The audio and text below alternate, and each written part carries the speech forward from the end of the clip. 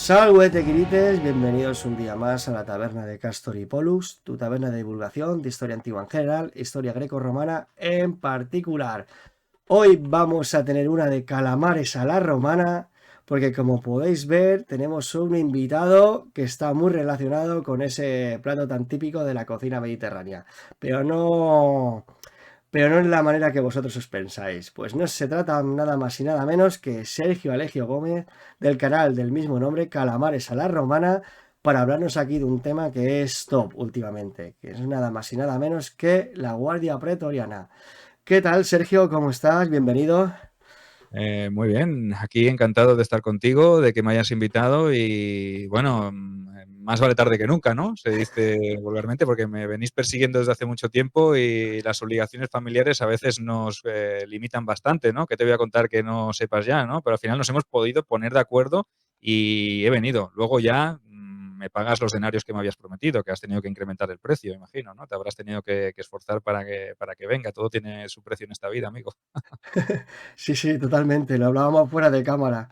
Bueno, tenía que poner un impuesto aquí a la orina, aquí en la puerta de la taberna, ¿no? Muy Para bien. que a lo Vespasiano para poder pagar esta contribución, pero bueno, no se lo diremos a nadie. Hombre, yo soy pretoriano, venimos a hablar de pretorianos. Ya sabes que los pretorianos, para tenerlos contentos había que pagarles bastante, o sea que no eran gente sencilla de contentar. O sea que para venir aquí, pues si veníamos a hablar de pretorianos, qué mejor que imitar la actitud de los pretorianos. Hoy desmentiremos algunos de estos bulos y algunos de estos mitos que planean sobre la figura de la Guardia Pretoriana, que a veces, como ya sabemos en la historia, no hay que creerse todo lo que las fuentes nos cuentan. Totalmente, totalmente de acuerdo. Pues sí, es lo que tú has dicho, bueno, lo que hablábamos fuera de cámara, como he dicho antes, ¿no? Que básicamente contigo empezó todo, ¿no? Sí, me suena de algo, tío.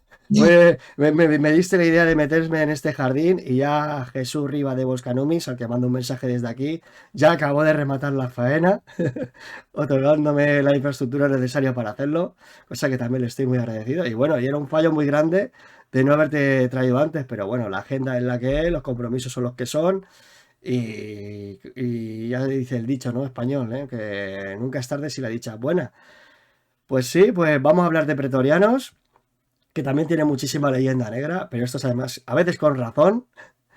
Sí, correcto. Pero bueno, como hay un libro que me resulta interesantísimo, ¿no? Que es el de Pretorianos, de Arturo Sánchez. Sí, era de...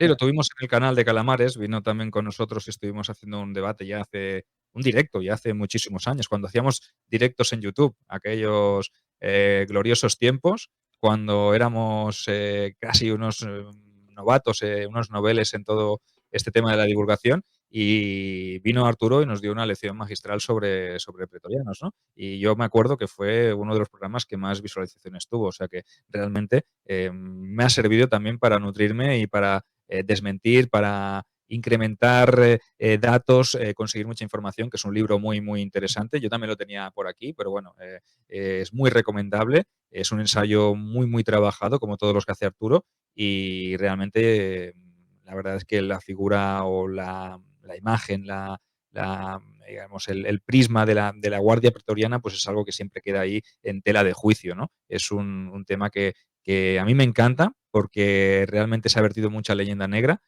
Como bien dices, hay parte de verdad y parte de mentira y de bulo, pero sí que es verdad que jugaron un papel muy, muy importante en todo lo que es la faceta del imperio, ¿no? Porque eh, todo el tiempo que estuvieron allí hicieron y deshicieron, pero claro, tenemos que entender que ahora cuando ahondemos en el tema y es que no me quiero avanzar porque ya empiezo a paliquear y me voy allá por los cerros de Úbeda, y empezamos por el principio, ¿no? Si quieres. Lo más importante. No, lo que yo quería matizar básicamente era eso, que este ensayo, pues uno de los puntos más interesantes, que a pesar de todo, de toda esa leyenda negra, ¿no? O que es verdad que sí que pusieron y depusieron emperadores a su antojo, veremos que realmente no fueron tantos como la historiografía nos quiere hacer pensar. Bueno, más que la historiografía, realmente la cultura popular, porque nos pensamos que estaban ahí poniendo emperadores a diestro y siniestro, pero realmente veremos que las legiones hicieron eso mucho más a menudo que los pretorianos. Lo que pasa es que los pretorianos, bueno, entra eso un poco en la contradicción, que se supone que es el cuerpo que tú estás pagando directamente para que se esté hablando mal y pronto, que te esté guardando el culo, pues sea el que tengas que tener más vigilado, porque es el que a veces te sale un poco, un poco rana. Ahí es donde es lo que choca un poquito. Pero bueno, vamos a empezar por el principio, como bien has dicho, porque claro, porque este cuerpo se tiene que originar en algún sitio, ¿no? No vinieron un día aquí, vamos a montar una guardia de corps. No, no, eso ya vemos que tiene un arraigo más antiguo, ¿no, Sergio? Claro, el término mismo de pretoriano pues ya va estrechamente ligado a otro nombre, ¿no? A otro término, que es el de pretorio, ¿no? ¿Y qué era el pretorio, no? El pretorio era la tienda de mando de un oficial, el que estaba al frente de una legión. En este caso, pues lo más normal y lo más usual es que fuera el legatus, el legado, que era el comandante en jefe de la legión. Y él tenía su tienda allí y tenía una serie de guardias que vigilaban el pretorio, ¿vale? Y de ahí en origen, en tiempos, hablo de la República, porque al final esa guardia personal del comandante vigilaba su tienda y posteriormente, pues cuando se creó la guardia de Corps, ya con la estructura, con la organización, con todo en tiempos de Augusto, porque hay que atribuirle a él la creación de este cuerpo como institución en sí, pues ya cambian las funciones, ¿no? No es simplemente el que guarda, el que vigila una tienda, sino ya veremos que es el que vigila toda el ente, que es el emperador o el primer hombre de Roma, y todos los edificios oficiales, todos los edificios administrativos, etcétera, etcétera, ¿no? Pero remontándonos a la época republicana, por ejemplo, nos vamos al gran Publio Cornelio Escipión Emiliano, el nieto del africano, ¿vale? Este gran general romano, este conquistador, el conquistador de Numancia, el destructor de Cartago, ¿vale? Este general romano en el año 146 ya tenía una guardia personal formada por 500 hombres, ¿vale? Y estos hombres eran de su confianza personal, los mejores hombres de sus legiones, que servían bajo sus órdenes y que además pues tenían algo que les unía a él. Seguramente eran clientes, ¿vale? Entonces, esa red clientelar lo que hacía es que tuvieran ciertos deberes y ciertas obligaciones hacia él. Y esto lo tenían muchos hombres en la antigua Roma, sobre todo los hombres más ricos.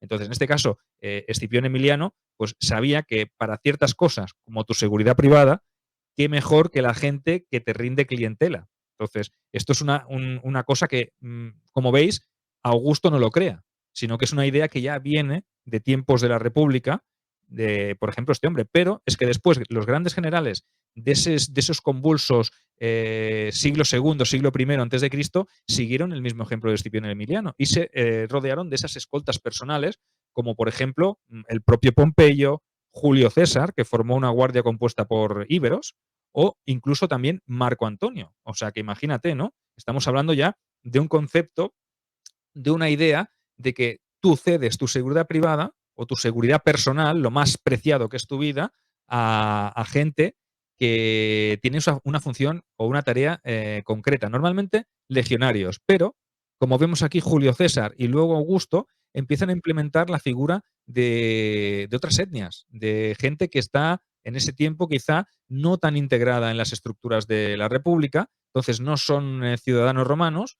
sino que más bien son personas de fuera. Entonces, sabemos que Augusto, por ejemplo, tuvo una guardia de custodes germanos, ¿vale? Unos germanos altos, barbudos, enormes, de más allá del Rin, que decías, ostras, ¿y por qué ellos y no los legionarios romanos o gente de confianza, ¿no? Aquí surge la primera pregunta, ¿no? La primera duda, ¿no? ¿Por qué recurrir a gente de fuera cuando te podría hacer las funciones tus propios legionarios? Pues en esos tiempos tan convulsos y tan complicados como son el final de la República, ese siglo I, un siglo en el que ya lo habrás tratado en el canal, con todas esas guerras civiles, bueno, pues la confianza en los propios romanos era un poco difícil de conseguir, ¿no? Entonces, qué mejor que gente de fuera que no tuviera ningún interés más que seguramente cobrar su propio sueldo, ¿no? Entonces, integrarse dentro de la estructura también de la propia Roma, y teniendo a unos íberos que querían ser romanos o unos germanos que también querían ser romanos, pues qué mejor que eso, que velen y que tengan un compromiso adquirido. Muchas veces pensamos también en esas personas que en tiempos de Sertorio, sin ir más lejos, tenían ese juramento, ¿no? Ese juramento de esa devotio que le llamaban los íberos, ¿no? La El, devoción ibérica. correcto. En la cual, pues, ese hombre quedaba estrechamente vinculado al señor al que servía en vida y en muerte. O sea que ahora podríamos pensar desde el prisma del siglo XXI, pues vaya tontería, vaya chorrada más grande, ¿no? Si se muere este, pues es como si ahora los que hacen de escoltas privados de los políticos, si matan al escolta, luego se pegaran un tiro ellos y se suicidaran, ¿no? Sería ridículo, ¿no? Pero en ese momento el sentimiento del honor, el sentimiento de la lealtad, del servir a alguien, pues estaban muy, muy interiorizados. Entonces, al final, hay que comprender y hay que ver eso, pues como que ese voto de lealtad no te lo dará un pretoriano, un romano no te lo dará, pero quizá un íbero que tiene esa mentalidad, esa manera de ver la vida y de ver la religión, de verlo todo, ¿no? Ese vínculo que se crea con su protegido es más fuerte y es más estrecho que el que podía tener un pretoriano. Tú imagínate a un pretoriano de Roma que le digan, ostras, han asesinado a Pompeyo, pues me tengo que ir con él. Digo, bueno, pues ni que esto fuera el antiguo Egipto y me tuviera que enterar con el faraón, tampoco, ¿no? Entonces, al final se crea eso, ¿no? Que el vínculo quizá con esta gente de fuera del ámbito cultural romano, lo que hace es que les da un plus de calidad en cuanto a lealtad, ¿no? Entonces, también es verdad que yo decido contratar o hacerme con los servicios de esta gente porque sé que su deber va a ir más allá de la vida. Entonces, he ahí que utilicen a estas figuras como guardias, ¿no? Y al final, un remano, en esos tiempos tan convulsos, también es verdad que era muy voluble su lealtad, ¿no? Un día estabas conmigo y otro día conspirabas contra mí, ¿no? Entonces, siempre ha habido esa desconfianza, por lo menos hasta ese año 13 antes de Cristo, cuando Augusto ya decide darle forma a la organización, ¿no? Institucionalizar la Guardia Pretoriana y crear un ente propio, desvinculado del Senado y de nada, porque lo vincula a él, se lo vincula a él, la Guardia Pretoriana. Al final, eh, vemos que después de Actium, lo que se produce es un tiempo de reformas, ¿no? Augusto inicia una serie de reformas en el ámbito político, en el ámbito social, en el ámbito militar, reduce las legiones, que sabemos que hasta Actium había un porrón, 60, 60 y Sí, pico, 70 creo que el legiones. número que dicen muchos libros que están relacionados con el tema, creo que era desde unas 54 pasaron a unas 28 y con el desastre de Teutoburgo se quedaron en unas 25, si no recuerdo mal. Claro, hay que reformar todo ese aparato militar, un aparato muy extenso, que se queda en esas 28 legiones, y de ahí es cuando él empieza a hacer esas reformas y aprovecha pues para meter la cuña de la Guardia Pretoriana. Pero claro, es que tú imagínate hasta qué punto Augusto era un personaje importante, al cual todos admiramos por lo bueno, pero también hizo cosas muy malas. Yo es que no voy a justificarle, ¿no? Al final eh, Hombre, es imposible de entenderlo, ¿no? No podemos decir que fue un gran hombre y tal, porque todos los grandes hombres a lo largo de la historia también tienen manchas oscuras en su vida, ¿no? Y en su política, en su manera de hacer, ¿no? Augusto fue un animal político, no hay que, yo soy el admirador número uno de Augusto, ¿no? Pero sí que es verdad que fue el único capaz de hacer eso porque tenía Roma como la tenía en aquel momento, porque si no, ¿cómo permites tú o cómo puedes darte el lujo de meter a 9 cohortes de pretorianos armados dentro del pomerium sagrado de la ciudad? ¿Quién era el único capaz de poder conseguir una cosa como esa? Es que tú figúrate, ¿eh? Ahora lo vemos quizá como algo, bueno, los pretorianos dentro de Roma, ya, pero es que hay que ponerse en que durante 700 años de historia de Roma, nadie, en teoría, podría haber ido armado dentro del recinto sagrado de la ciudad. Pero es que Augusto consiguió ni nada más ni nada menos que eso. a ver, Es que es un hito, ¿eh? aquí totalmente de acuerdo. Es que aquí quiero hacer un inciso.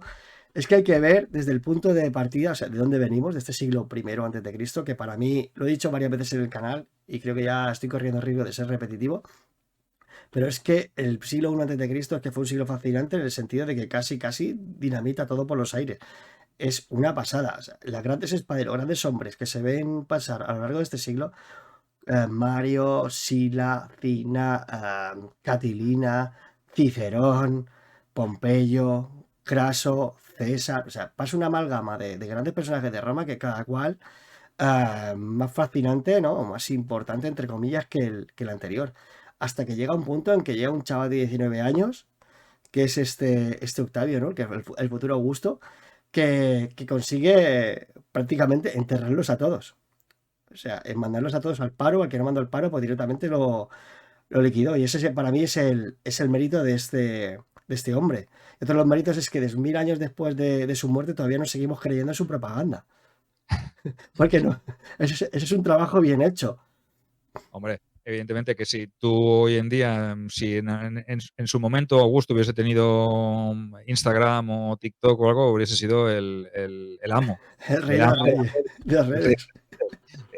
Es que es propaganda pura, ¿no? Pero al final te está vendiendo un producto porque no hay nadie ya que le haga sombra. Después de Actium, se queda Roma para él. Es que Roma es él eh, y Roma le debe todo a él.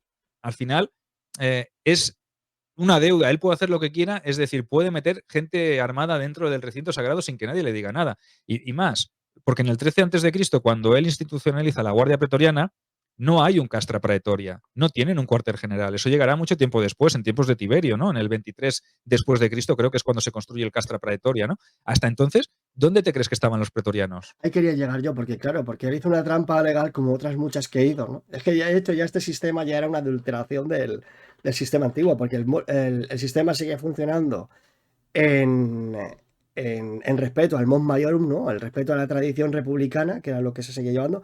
Pero claro, era un sistema, yo siempre lo digo muchas veces, ¿no? Era un sistema, entre comillas, trucado, porque él controlaba todos los resortes de ese sistema. Él ponía a los cónsules, él decía quién eran las personas que se tenían que presentar a las elecciones. De hecho, el Senado todos eran dependientes, de tal manera que cualquier senador de estos, si se oponía a Augusto, pues perdía todos los privilegios que él le habían otorgado. Claro, todos tenían intereses en que la persona de Augusto siguiese funcionando. Que alguna intentona o algún Sí. descerebrado, pues sí que intentaría no atacarlo, ¿no? Y de hecho lo vimos. Pero que básicamente todas estas personas que estaban viviendo del sistema le debían su posición a Augusto y claro, no interesaba que esta persona cayera. Y ahí es el punto de partida donde entramos, ¿no? Porque veremos que él hizo otro sistema, entre comillas, adulterado, como he dicho antes, para que bueno, para que estas tropas pretorianas no se considerasen un cuerpo armado dentro de la ciudad. No, pero tú ten en cuenta que hay una cosa muy clara que has dicho, y yo siempre lo defenderé, ¿eh? Yo siempre lo he dicho en todos los programas. Él jamás fue emperador, ni él no quiso ser emperador. Bueno, en el fondo lo era, ¿no? Era el primer hombre de Roma, el primus inter pares, el princeps, como quieras, pero él era el republicano más republicano de todos los republicanos. O sea que al final él hizo su propia república, la reformó hasta tal punto que la convirtió en un imperio, pero la gente no se daba cuenta que estaba viviendo en un imperio. La gente vivía en el imperio de Augusto, o en la república de Augusto, como le quieras llamar. Pero él, yo no le considero el primer emperador, le considero el precursor de la era imperial, el que cambió el régimen. La república está claro que ya estaba tocada de muerte, y cuando él se quedó como un único gobernante, simplemente se trató de hacer esas reformas para decir, maquillar, ¿no? Y hacerle ver a los romanos que seguían viviendo en el régimen que habían vivido durante los últimos 500 años.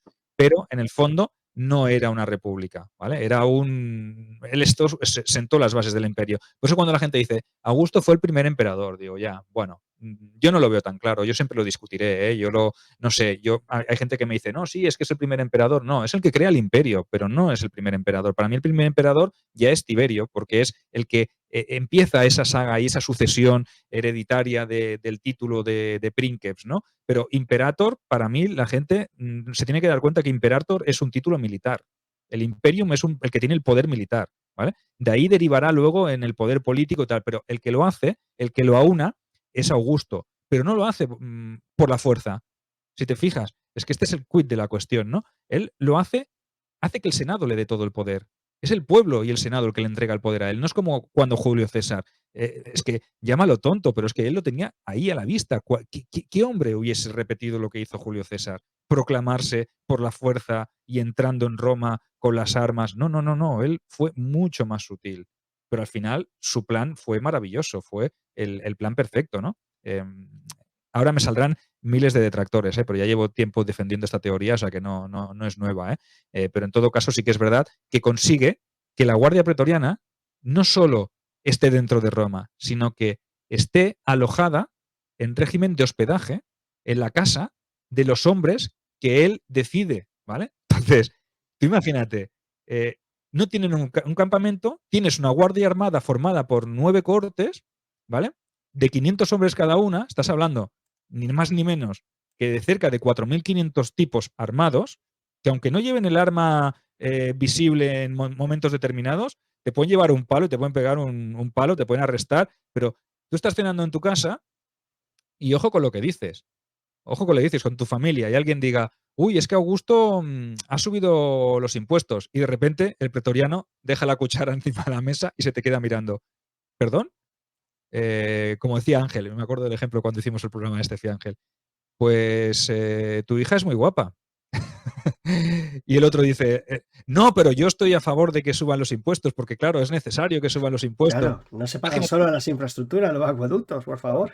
¿quién va a costear esto, no? Al final te das cuenta de que la Guardia Pretoriana no deja de ser una policía política o un elemento más de control sobre sus adversarios, una manera de tener controlado todo el mundo y evitar precisamente que su estructura y su organización, sus reformas, su nueva república tenga enemigos, ¿no? Entonces, jugada maestra, no es que solo seas propagandista, no eres un buen propagandista, es que eres no sé si lo puedo decir en YouTube porque nos lo van a vetar, tío. Tú pones un pip boss, ¿vale? Todo Sí, el mundo lo entiende. El pip boss, ¿vale? El pip amo. Es que no hay más, tío. Yo veo una jugada maestra aquí. El que no lo quiera ver, que no entiende. ¿Y quién le va a decir algo? ¿Quién le va a decir, hostia, Augusto, tío, meter gente armada dentro del Pomerium? No te meto gente armada ni una guardia personal, no, te meto 4.000 y pico tíos. Al final es que Roma es mía. claro, es que yo creo que la base de su éxito es que él se hizo imprescindible. O sea, Claro. yo creo que él se dio cuenta y vendió a la gente la idea de que el sistema de por sí solo no era apto para manejar un imperio de esas dimensiones y de esa naturaleza, ¿no? Por lo que había crecido. O sea, estaban con instituciones políticas, con una forma política para gobernar una ciudad-estado, que estaba gobernando un imperio universal. Bueno, para eso hay ensayos buenísimos, ¿no? La creación del Estado Mundo, de la editorial Despertaferro, lo tengo por aquí, la autora, no me acuerdo cómo se llama, de Josiah Osgood, o también La Revolución Romana, que este es un clásico, ¿no? De Ronald Syme. O sea, te explica perfectamente este sistema político, ¿no? De cómo mutó para poder gobernar un imperio universal. Y claro, y él lo que hizo, en vez de hacer una reforma constitucional, porque eso ya es algo muy posterior en el tiempo, o sea, él eligió o creó una figura como de árbitro para asegurarse de que todo funcionara bien. Y desgajó poderes de aquí, poderes de allá, ¿no? Un poder de los cónsules, poder del tribuno, el poder de los gobernadores romanos. O sea, de tal manera, ¿no? Como un proyecto de ingeniería política en el cual todo eso se lo arrogaba para él, aupándose como el árbitro del sistema. Claro, yo estoy aquí como director de orquesta, ¿no? Yo estoy aquí para asegurarme de que el sistema funciona bien. Si yo caigo, el sistema se va a pique, ¿no? Empezarán las guerras civiles y claro, nadie quiere que eso pase, ¿no? Por lo tanto, os conviene que yo esté aquí. Y yo creo que eso fue poniendo un poco a valorar, ¿no? ¿Qué es lo que le llevó al éxito? Yo creo que él entendió eso perfectamente y fue lo que le upó. Y otro punto que quería entrar más profundamente es qué treta legal utilizó para poder colarte ahí, que fueron 9 cortes pretorianas al lado Ujú. de la ciudad de Roma, porque eso estaba prohibidísimo, vamos. Realmente, en el fondo, de las 9 cortes pretorianas, hay que tener en cuenta que solo 3 estaban acuarteladas en Roma, ¿vale? Esto nos lo dice Suetonio, ¿vale? Esto sí que hay que darle hay que matizarlo. El resto de ellas estaban repartidas por las zonas limítrofes a la capital y además la corte que estaba acantonada en la capital disponía de una turma de caballería que patrullaba el pomerium de la ciudad. Y con el paso del tiempo se dice que las cortes subieron hasta 12, ¿eh? Pese a que cuando 3 de ellas se constituyeron como vigiles, el número también volvió a ser de 9, ¿no? Un cuerpo militar que servía para encargarse de la vigilancia privada del emperador y su familia y además vigilaba edificios gubernamentales e imperiales. Y debemos decir que Augusto no quería crear un ente con demasiado poder como para saltarse al emperador, en este caso a él, no hablamos todavía del emperador, sino que les dotó de cierto poder independiente, pero siempre dependiendo de él. Entonces, es una guardia personal, pero lo que tiene y lo que trae es una función de custodia de edificios, de custodia de administración. Entonces, él al Senado le vende este producto, ¿no? No es una cosa personal para él, sino para la ciudad de Roma, porque tú tienes que tener en cuenta que todo lo que él hace, no lo hace por su beneficio propio. Todo esto lo está haciendo por Roma. Y yo aquí, rompiendo una lanza a favor de Augusto, pienso que en el fondo, aunque él ambicionase todo el poder, yo creo que él lo tenía claro, que él hacía todo esto por Roma, porque él era republicano. Si él hubiese querido ser emperador, es que solo tenía que pedirlo al Senado. No sé, me imagino ahí al hombre que le decían, bueno, pues ahora te declaramos Pontifex Maximus. Ah, venga, va, pues lo cojo. Ahora te declaramos, te damos la tribunicia potestates. Ah, bueno, venga, va, venga, pero es que mira, venga, va, la cojo porque mira, porque ya. Y ahora te damos el poder de crear provincias imperiales y provincias consulares. Bueno, venga, pero en serio, es que me tenéis que dar tanta cosa. O sea, que es lo que tú hablabas, ¿no? De la dependencia. Es que la gente, la propia gente, el propio ciudadano, el propio Senado, los propios políticos, se dan cuenta de que este sistema, quizás sin Augusto no funcionaría. Entonces, se dan cuenta de que es una pieza clave del engranaje. Y Mira, él lo asume. ahora me ha recordado un punto a favor de lo que tú estás diciendo, que justifica exactamente lo que estás diciendo, que es cuando asesinan a Calígula, que creo que es Suetonio el que nos narra que los senadores querían volver al sistema anterior, ¿no? Hay que matizar, y yo pienso que es súper importante, que la diferencia entre lo que la historiografía considera como la República Romana y el Imperio Romano, la diferencia es que el poder en la República se la repartía en las principales familias senatoriales. Y en el Imperio es una familia senatorial la que decimos vulgarmente, ¿no? La que parte el bacalao, ¿no? Para que Correcto. nos entienda todo el mundo. Claro, ¿qué pasa? Que cuando asesinan a Calígula, pues estas familias pues dicen, venga, va, pues volvemos al sistema anterior, nos repartimos todos los cargos, los privilegios y no hay ninguna familia que prevalezca sobre las demás. Digo una familia porque al final quien la representa es un individuo, ¿no? Que es el que otorga, el que ostentaría el cargo este de princeps, más concretamente. Pero ¿qué pasa? Que es que no saben qué hacer. O sea, no saben cómo reconducir la situación. En una generación que no había vivido en el sistema anterior, que lo tenían romantizado, que era de oídas, pero claro, el sistema ya había cogido un vicio. Bueno, más que un vicio, no, una inercia que ya era imposible volver al estatus anterior. ¿Qué pasó? Porque al fin, Imagínate que hubiese, qué buena oportunidad, ¿no? Para volver a restaurar una república. claro, era el Y, momento. y a lo mejor no hubiese pasado nada, ¿no? Porque la dinastía Julio-Claudia estaba ahí agonizando. O sea, la familia Julio-Claudia ya no quedaba prácticamente más que nadie más que Claudio, ¿no? Quedaba Y el tonto. claro, claro, y al final, tú imagínate si hubiesen aprovechado ese momento, pero es lo que tú dices, ¿no? El propio Senado tenía esa inercia, ¿no? El imperio ya había entrado en un engranaje que ya funcionaba prácticamente solo. O sea, las ideas de Augusto, todo ese trabajo de Augusto, estaba en el ideario mental de todos los romanos. Entonces, no era necesario, la gente no era ni capaz de pensar en república, sino como en algo, como tú habéis dicho, ¿no? Un ideal romántico, algo como que flotaba en el ambiente, pero que nadie sabía cómo era físicamente en forma. Nadie había vivido en esa república. Es que lo has clavado. Entonces, al final, ¿quién estaban ahí? ¿Quién estaba ahí? Los pretorianos, tío. Es que ríete tú, pero esa figura que mantiene quizá el engranaje y la amalgama de ese principado, ¿no? No llamémoslo imperio, porque al final confundimos el imperio con el principado, ¿no? El principado, estos siglos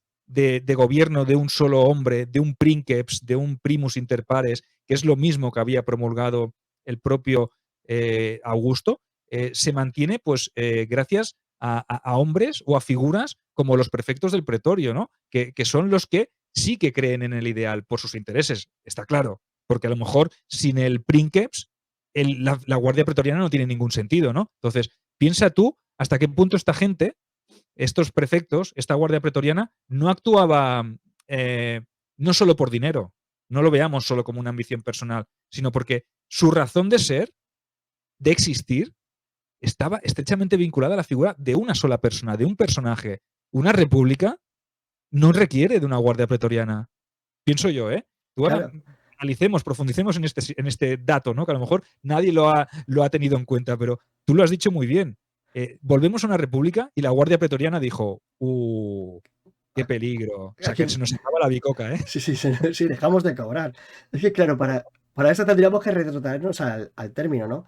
O sea, esto de guardia pretoriana, por lo que tengo entendido, es un concepto que al final, es un concepto muy moderno que se han inventado pues para darle un sentido nominal a lo que estamos hablando. Es que de hecho los romanos no lo conocían con ese nombre. Eran las cohortes del pretorio, que eran los soldados que estaban destinados pues a guardar el pretorio, que bueno, la tienda del general en campaña correspondería pues al Estado Mayor y a todo ese aparato burocrático administrativo que necesita el general pues para que o el político de turno para que este hombre pudiese hacer sus funciones. Bueno, general político porque en ese momento la carrera civil y la carrera militar no estaban separadas. Eran diferentes peldaños que cualquier aristócrata romano tenía que superar. Tú eres bueno gobernando porque habías sido buen militar. Es una cosa mucho más profunda que no vamos a entrar porque al final no acabamos, ¿no? Pero claro, o sea, es que partiendo de esa base que eran las cohortes que guardaban el pretorio, o sea, ¿y quién llevaba el pretorio? Pues el princeps, el político de turno. Si no hay princeps, no hay pretorio. Si no hay pretorio, no cobramos. O sea, yo creo que es muy de perogrullo, pero es así.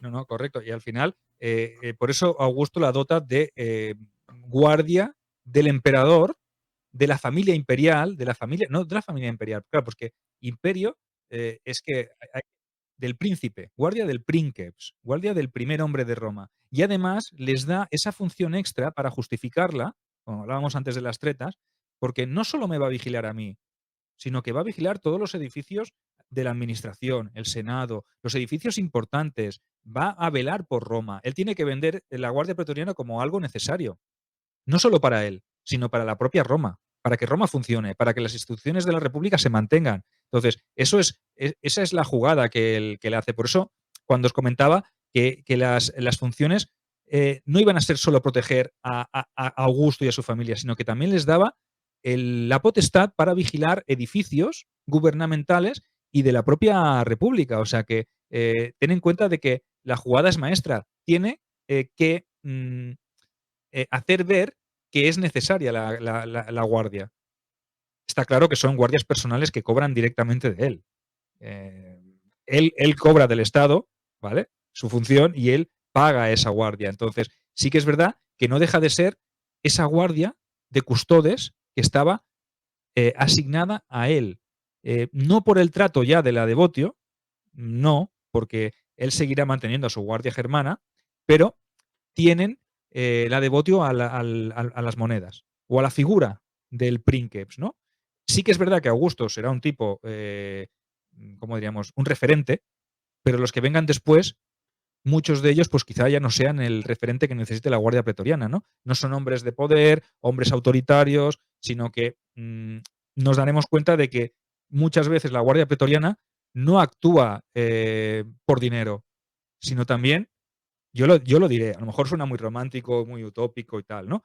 Pero en momentos de crisis, en momentos de dificultad, sobre todo cuando en el gobierno, cuando el que dirige ese principado es un hombre que no es estable a nivel político, social, militar, pues la Guardia Pretoriana necesita una estabilidad también para tener una razón de ser. Y muchas veces se ve en peligro, ¿no? Y muchas veces el propio Senado de acuerdo con las figuras de los prefectos del pretorio o incluso con elementos de las familias imperiales, cuando el emperador no es la persona que debería ser y ni está en sus cabales, como personajes como Calígula, Domiciano, Cómodo, como veremos, forman parte de esas conjuras. Pero no son conjuras únicamente de la Guardia Pretoriana. Es que no veamos aquí como que el guardia pretoriano o el prefecto del pretorio de turno es el único que se encarga de dar la orden de que maten al emperador o aparece en su cámara y lo asesina. No, ahí detrás hay conjuras senatoriales, hay conjuras de familiares del propio emperador. Entonces, el prefecto del pretorio forma parte de esa conjura. No veamos a la guardia del pretorio como la única. De ahí la leyenda negra que ya a veces mm, tendemos a creernos, es que los pretorianos mataban, entraban en la cámara del emperador, lo mataban y ponían a otro. No, no, no, no. Primero, muchas veces, en la mayoría de ocasiones, y aquí me jugaría tu riñón derecho, ¿vale? Cuidado, que Muy, queda constancia, ¿eh?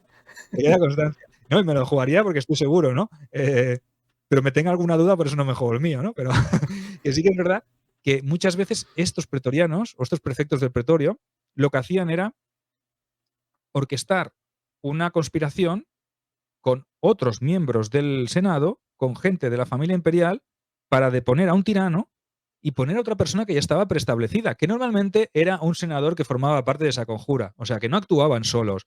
Hay que tener en cuenta que queda muy bonito decir, no, el pretoriano, qué tal, qué cual. Vale. Pero es que incluso ni Sejano, tío, ni Sejano fue capaz de acabar con Tiberio, ni de ponerlo. A ver, al final, ahora hablaremos un poquito más de casos concretos, ¿no? Pero la guardia del pretorio fue un mal mayor, pero un mal menor también, y un mal necesario, porque para llegar a veces a deshacerse de según qué elementos, fueron necesarios también la participación de la guardia del pretorio. ¿Por qué? Porque también formaban parte de esas conjuras, ¿no? Y los que venían después también tenían que pagarles. ¿Por qué les tenían que pagar? Es que ¿por qué cuando un emperador subía al trono tenía que pagar a una guardia pretoriana para mantener su lealtad? Pues porque sabía que en cualquier momento era voluble y que cualquier otro opositor o cualquier otro candidato podía alterar el curso de las cosas. Y lo has dicho muy bien, fueron más los emperadores depuestos y alzados por las legiones de frontera, por ejemplo, legiones del Rino del Danubio, que por la guardia pretoriana. O sea que, y los buenos emperadores siempre se mantuvieron en el cargo. O sea, tenemos a Trajano, tenemos a Adriano, tenemos a Marco Aurelio, tenemos a Flavio, Sí, perdón, Vespasiano y su hijo Tito.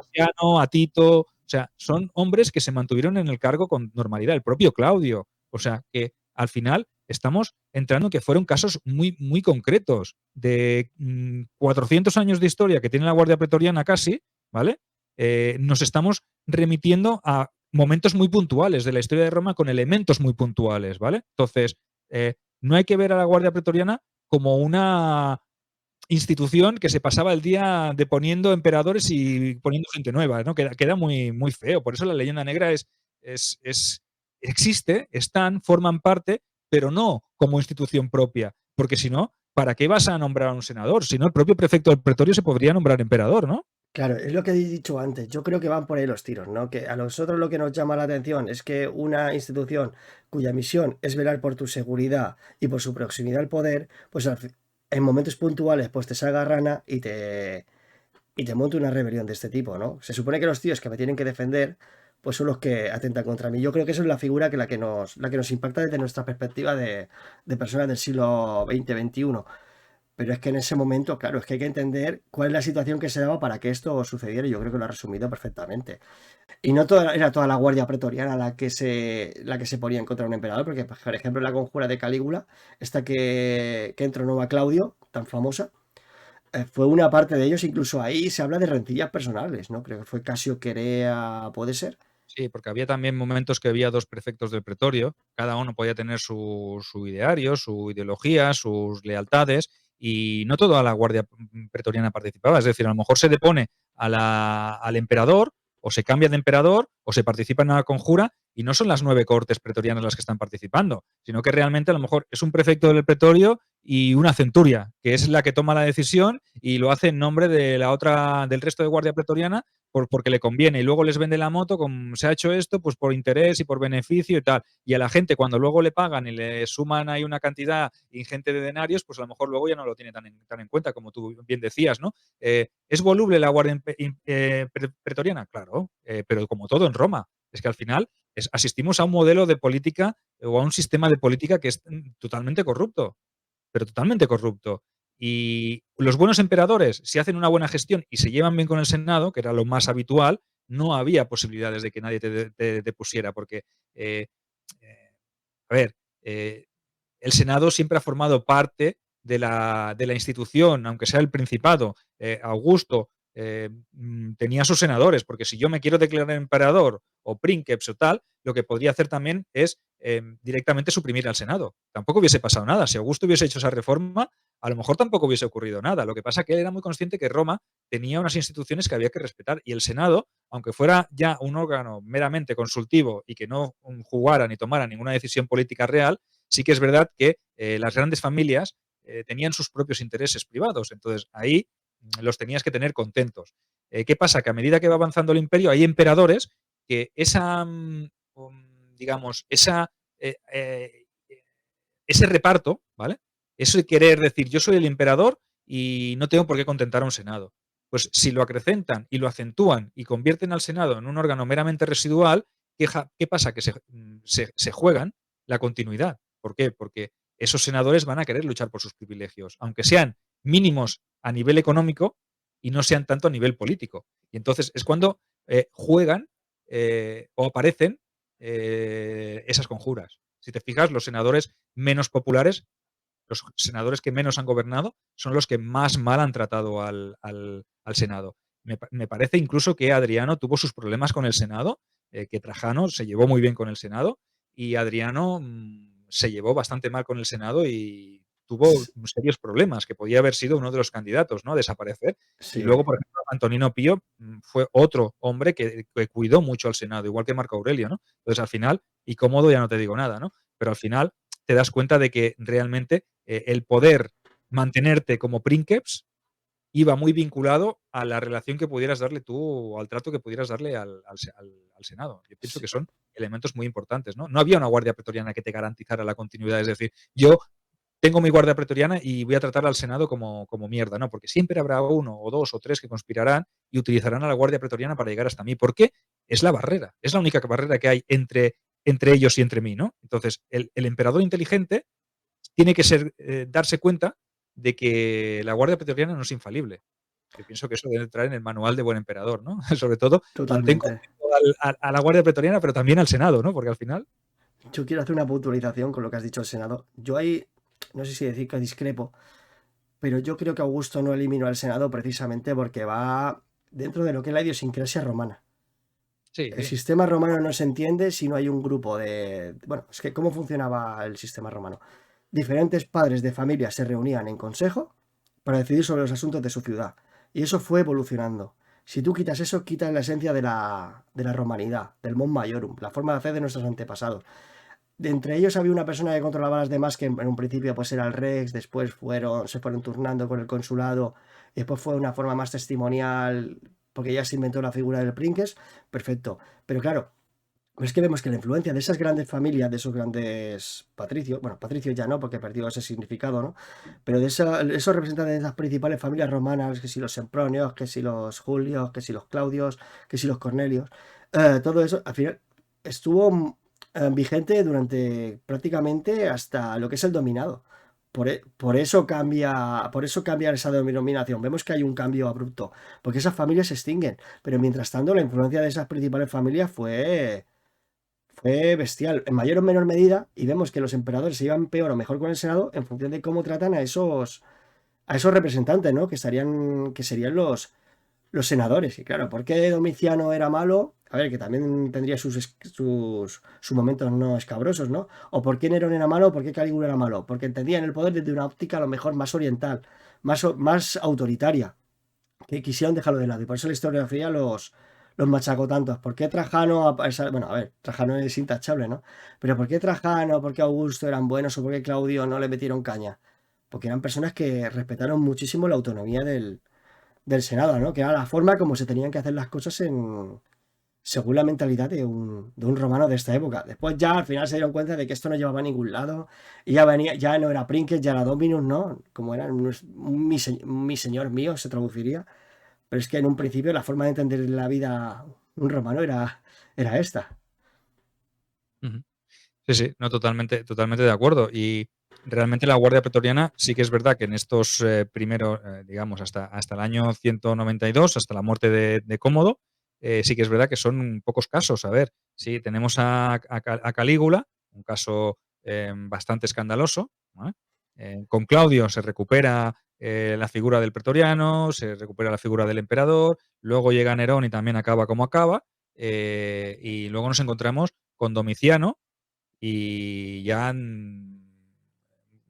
Claro, es que tú imagínate la muerte de Domiciano, el asesinato de Domiciano, por ejemplo, que ya tenía algo de megalómano, este hombre quería que le llamaran Dominus et Deus, o sea que imagínate, ¿no? Entonces, al final, el que le sustituye, el que inicia esa dinastía Ulpio, Helio, Antonina, como lo quieras llamar, es Nerva. ¿Quién era Nerva? Nerva era un senador que participó en la conjura para asesinar a este muchacho, a Domiciano. Entonces, cuando os hablábamos de que la Guardia Pretoriana no asesinaba por asesinar, sino que había detrás un tema político y un tema de conspiración, pues mira, Nerva pasó a ocupar el lugar de este hombre. Y Nerva las tuvo y se las deseó con la Guardia Pretoriana.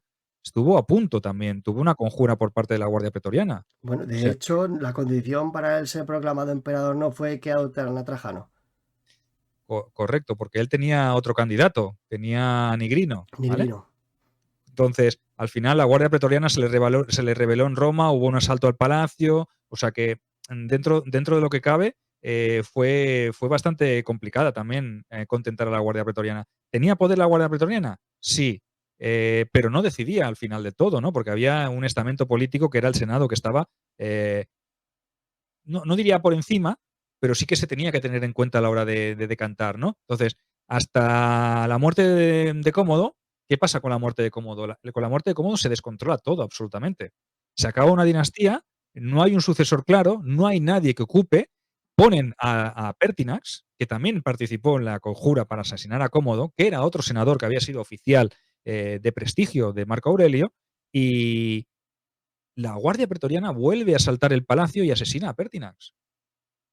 Incluso acaba con los séquites Singulari y Augusti que estaban defendiendo a Pertinax. O sea, ¿y todo por qué? Porque promueve una política austera después de todo lo que había hecho Cómodo con las arcas con el erario, ¿no? O sea, al final nos encontramos que ponen a la venta el trono. Ese sí que es quizá para mí el punto final de la Guardia Pretoriana donde sí que podríamos decir que la leyenda negra de la Guardia Pretoriana se convierte o alcanza su sumum, ¿no?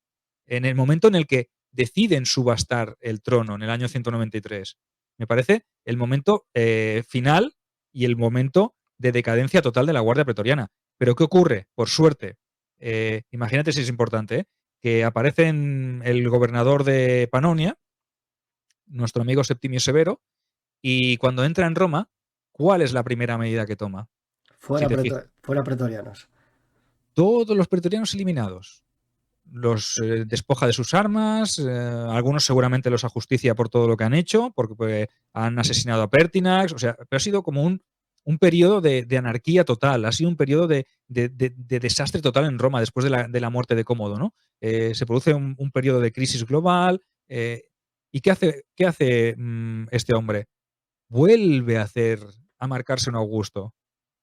¿Por qué? Porque él vuelve a crear la Guardia Pretoriana de cero con sus legionarios panonios, ¿vale? ¿Y qué hace? Incluso va más allá, crea 3 legiones y acantona una de ellas, una de las párticas, creo que es la segunda o la tercera pártica, la acantona en Alba Longa, que está muy cerca en Alba, ¿vale? Y deja una legión de 5.000 hombres constantemente vigilando Roma. A nada, me parece que es a pocos kilómetros de Roma. ¿Por qué? Porque incluso y así, aunque él forme una guardia pretoriana, sabe que hay que seguir vigilando al Senado, porque imagínate todo lo que han hecho. Han participado de todo ese juego. Han intentado comprar el trono. Se han metido en el. Ahora ya no está esa guardia pretoriana corrupta. Ahora empezamos de cero. Es una guardia pretoriana, eh, podríamos decir, leal a Septimio Severo, pero de cero, ¿vale? Un poco creando el germen o recuperando el germen de Augusto, porque es esa guardia pretoriana que tiene que velar por los intereses del emperador, de la familia imperial y de las instituciones de Roma.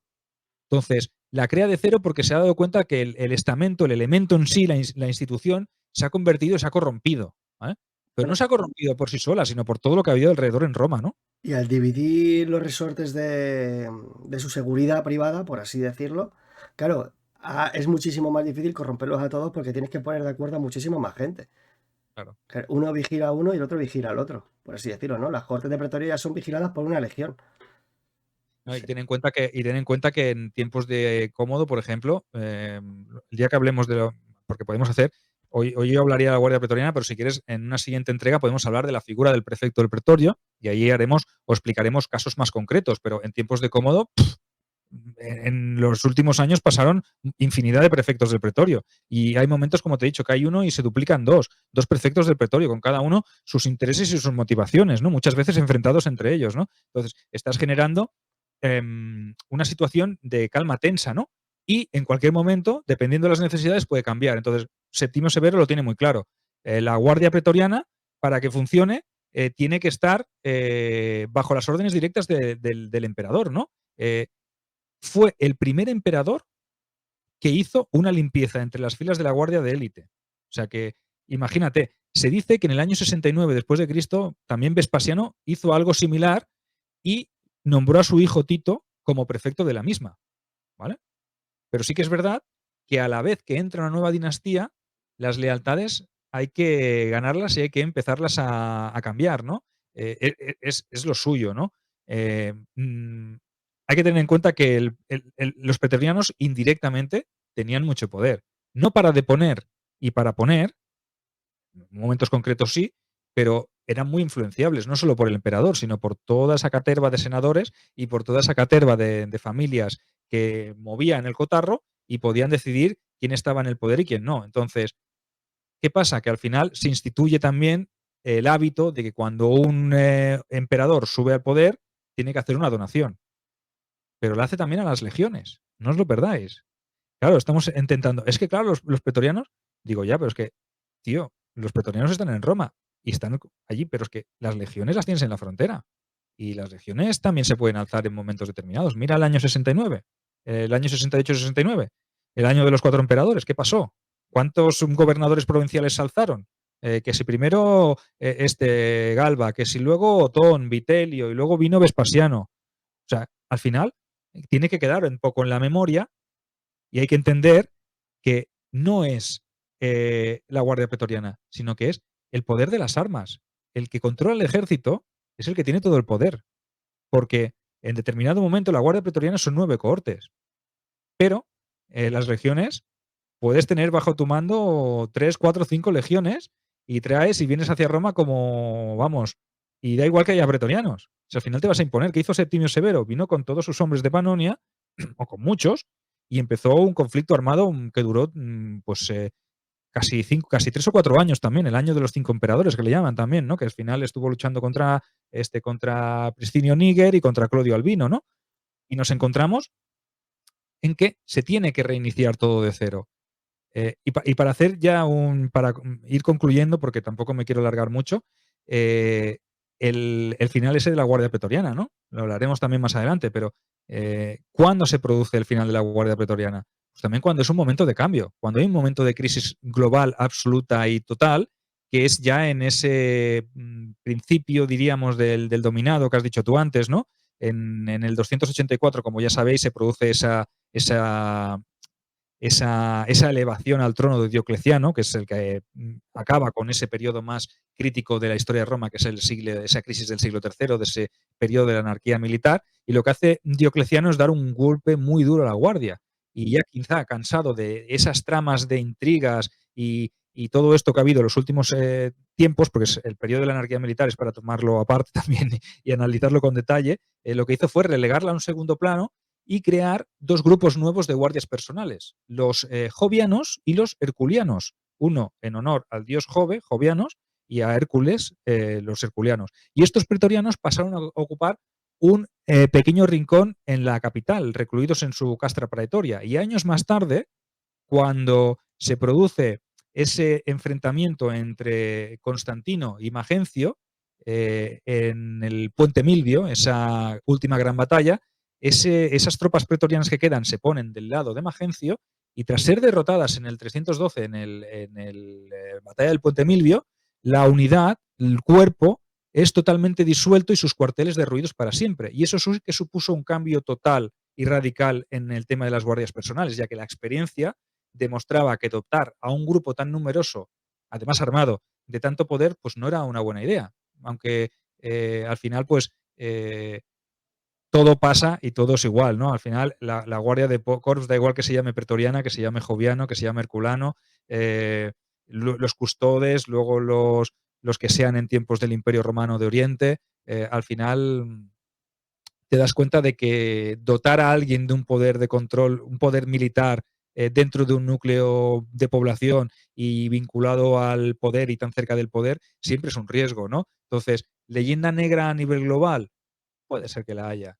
¿Qué es tanto como decían? Seguramente no, pero que sí que hay episodios que son contrastados, demostrables, y que siempre es verdad que ha habido o ha tenido que haber un emperador o alguien con el poder suficiente y la autoridad suficiente como para poder asestar un golpe. Primero lo hizo Vespasiano en su día, luego lo hizo Septimio Severo, luego llegó Diocleciano y al final Constantino se dio cuenta de que había que erradicar a la Guardia Pretoriana y cambiar las estructuras, cambiar la organización, y también es verdad que es un imperio diferente, ¿eh? Ese dominado ya no es el Principado. Estamos hablando de modelos y de sistemas de gobierno muy diferentes. Entonces, la Guardia Pretoriana del siglo I está obsoleta en ese siglo IV. La Guardia Pretoriana del Principado no puede cumplir su función correcta en el dominado. Por tanto, es necesario hacer un cambio. Todo evoluciona. Han evolucionado las regiones, ha evolucionado el sistema de gobierno. Entonces, la Guardia Pretoriana, como institución, ya no tenía cabida porque no se ajustaba al sistema de gobierno nuevo. Entonces, al igual que los tiempos, también tuvo que remodelarse y tuvo que cambiarse e incluso pues, ser eliminada pues, en pos de otro cuerpo. ¿Vale? Al final, somos esclavos de las necesidades de nuestro tiempo, ¿no? Y en este caso la Guardia Pretoriana también. 400 años de historia casi, con sus altibajos, pero yo lo que quiero es que la gente se quede con esta conclusión, que es lo que hablábamos, que fueron momentos muy puntuales y en casos muy extremos. Estamos hablando de Calígula, estamos hablando de Nerón, estamos hablando de Domiciano, de Cómodo, de Heliogábalo, y de casos muy puntuales, ¿vale? También es verdad que algún día, si quieres, ya hablaremos sobre esa leyenda negra de los emperadores, porque al final, eh, ¿por qué fueron malos? Porque lo dicen unas fuentes que son senatoriales y que, pues precisamente por eso, que es lo que yo quiero concluir, y así enlazamos y nos damos o nos abrimos también el camino a una vía para hablar de otro tema, que es, ¿fueron tan malos esos emperadores para que tuvieran que ser depuestos, asesinados, cambiados, etcétera, etcétera? ¿O realmente al Senado no le interesaba ese tipo de emperador porque era muy contrario a ellos y a sus intereses? Mm, quién sabe, tío. Con eso abrimos otro. Es que no cierras una caja que abres otra, ¿no? Y te Total. encuentras con otro dilema, ¿no? ¿Qué es primero, el huevo o la gallina? ¿Qué es primero, la Guardia Pretoriana o la conjura del Senado? Claro, es que todo va estrechamente vinculado, ¿no? Y tendríamos que revisar y analizar también lo que dicen de esos emperadores, porque a lo mejor Calígula no fue tan malo como dicen, o Nerón tampoco hizo tantas cosas malas como nos quieren hacer creer, ¿no? Lo tengo pendiente eso. De hecho, el otro día lo estuve hablando en una grabación con Alberto Martínez, de que a mí me interesaría mucho analizar la figura de los emperadores desde un perfil psicológico. Claro. Porque claro, porque entenderíamos muchas cosas, ¿no? Lo he comentado otras veces, pero es que si tú analizas la supuesta historia de Calígula, te das cuenta, pues, que eso, que era una persona desquiciada, pues, porque las circunstancias que le tocaron de vivir son de UPA. No quiero explayarme mucho porque de esto ya lo he comentado en otros videos. Nerón era un niño de 17 años cuando llegó al poder. Domiciano Tenía una madre, Nerón, que también es también podría haber influido en su manera de comportarse, en su manera de hacer, y los primeros años fue su regente, ¿no? Entonces, al final, totalmente. Cómodo también es un esclavo de las circunstancias de su padre, Sí. y Domiciano también de su hermano y de su padre, ¿no? Es que Y Domiciano Domiciano lo fue hizo muy rehén. bien, claro, fue rehén Fue en las rehén. guerras, claro, y luego al final Domiciano también empezó con un gobierno ejemplar. Si te fijas, todos estos emperadores empezaron con buenos gobiernos, alabados por las fuentes, alabados por los senadores. ¿Qué es lo que hizo que cambiaran? Tate, es que aquí quizás está el quid de la cuestión. El punto de inflexión. Que es lo que Claro. habría que analizar y cada uno, pues, pormenorizado, ¿no? Bueno, individualizado, porque cada uno tiene su aquel, ¿no? Pero sí, sí, a mí me resulta interesante y me gustaría abordar algún día. Pues yo creo que hemos dejado este programa en un punto muy interesante para empezar otro día. Hemos hablado lo que básicamente el concepto de guardia pretoriana, un poco su desarrollo histórico, el cómo eran y por qué eran así, que para mí es lo más importante, ¿no? Que la audiencia se quede que el por qué, ¿no? Que no, las cosas no son al azar. Todo viene de algún sitio y todo tiene su aquel, ¿no? Su porqué. Y hemos visto también que Guardia Pretoriana también tiene mucho que ver con el nombre, ¿no? Eso que muchas veces pasa desapercibido, pero yo creo que eso es clave para entender la naturaleza de este cuerpo, por qué hizo esas cosas y por qué tuvo ese desarrollo. En otros programas podríamos hablar, como bien has dicho, de la figura del prefecto del pretorio, de los castra pretoria, ¿no? A entrar un poco más. Y sobre todo una cosa que también me resulta interesante, que me habría gustado tratar, pero al final el tiempo es el que es un poco de su estructura orgánica y su impedimenta, porque mucha gente se piensa que eran como los relieves del Louvre, ¿no? Que están ahí pululando con escudos, tal, y sus armaduras así relucientes, y parece ser que no era tal que así, pero bueno, ya tenemos aquí una excusa para reunirnos otro día. Perfecto. Cuenta con ello. Sí, ya nos quedan muchas cosas en el tintero. Por eso podríamos haber hecho un programa extra largo con todos los detalles, pero yo prefiero dividirlo por partes y eso, hacemos un segundo dedicado a las figuras del prefecto del pretorio y ahondar un poco más en esas historias personales, en esos gobiernos compartidos o en esos momentos en los que solo hay un prefecto del pretorio con las atribuciones de cada cual. Y el tercero, pues si quieres, lo dedicamos un poco a la historia al final de la Guardia Pretoriana, a las panoplias, a la jerarquía interna, incluso podíamos mirar de saber cuánto podía cobrar un pretoriano respecto a un legionario, en qué circunstancias ascendía un hombre, podía optar a la posición de pretorio. Spoiler, mucha diferencia. Sí, correcto. O sea, que por qué la gente quería ir ahí, ¿no? Y hay momentos que solo son ciudadanos itálicos, luego se abre para gente de fuera, luego llegan los panonios de Septimio, entonces al final hay variaciones, ¿no? Es una historia muy larga y hay muchos periodos, entonces con todo lujo de detalles intentaremos narrarlo. Ya nos juntaremos en otra ocasión y lo resolveremos todas esas dudas, ¿no? Porque el entorno de la figura del pretoriano quizá ha sido muy magnificado y muy exaltado y a veces pues nos quedamos detalles más importantes que quedan por analizar, que son los factores, como os he dicho, que son muy interesantes tanto en emperadores como en este tipo de guardias de corps, que es el aspecto psicológico, ¿no? También, que es muy importante porque no solo el dinero, no todo lo mueve el dinero, hay otros intereses ahí muy, muy ocultos, tu propia razón de ser, ya lo hemos dicho, ¿no? A guardias vinculadas estrechamente a personajes muy concretos, ¿no? En el momento que no hay personaje concreto, ¿qué razón de ser tiene tener una guardia, ¿no? Entonces, todos son supervivientes y luchan por lo que tienen que luchar. Totalmente, y más en la Roma de esa época. Pues nada, Sergio Alejo, muchísimas gracias por haber venido. Bueno, dinos a todos dónde te podemos encontrar, aunque lo sepamos de sobrada manera, pero bueno, dónde pueden encontrarte, pues para que sepan más de tu contenido. Bueno, tenemos el canal de YouTube de Sergio Alejo Gómez. Allí tenemos también en iVoox puede sonar y nos pueden encontrar en Calamares a Romana. También suena mi voz en el Lignum en Roma de vez en cuando, que Ángel también comparte mucho del contenido que tenemos en el canal. Y luego tenemos pues la Biblioteca de la Historia con Gerión, donde tengo una sección que se llama Las Arenas del Tiempo. Tenemos también una sección en la Biblioteca Perdida por los dioses y todo lo que es novela y ensayo, pues podéis encontrar en Amazon por Sergio Alejo Gómez, pues hay un montón de novelas. Tengo 11 novelas, 3 ensayos, o sea que, y en previsión de que salga también algo para estas Navidades si hay suerte, y si no, si ya se ha emitido ya habrá salido, y si no, pues para el próximo año intentaremos publicar también una novela que hay en el tintero. O sea que me podéis encontrar por todas partes. Ponéis Sergio Alejo Gómez en Google y os llevará a infinidad de enlaces, porque por suerte, diría, por suerte soy omnipresente y por desgracia no soy omnipotente, porque la vida me da para lo que me da. Pero sí que es verdad que se hace lo que se puede y que, bueno, me podéis encontrar en todos esos sitios y seguramente que en alguno que ni sé que estoy. O sea, que imagínate. Aquí sí que se puede aplicar la máxima, ¿eh? Aquella máxima que dice así, que este no para quieto.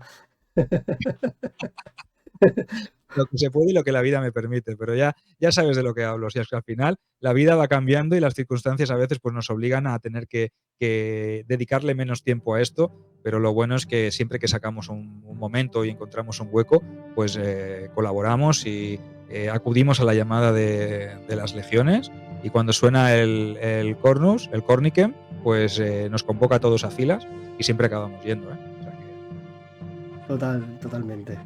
Pues nada, Sergio, muchísimas gracias por haber venido. Y ahora sí, pues nos despedimos de este programa con mi valete et gaudete Quirites. Hasta otra. Y a ti, Kirite, decirte que si te ha gustado este contenido, puedes apoyarlo dándole un buen like, suscribiéndote, compartiéndolo con tus amigos y dándole a la campanita para que no te pierdas ninguno de tus programas favoritos. Y ahora sí, con esto me despido con un buen valete et gaudete Quirites. Hasta otra.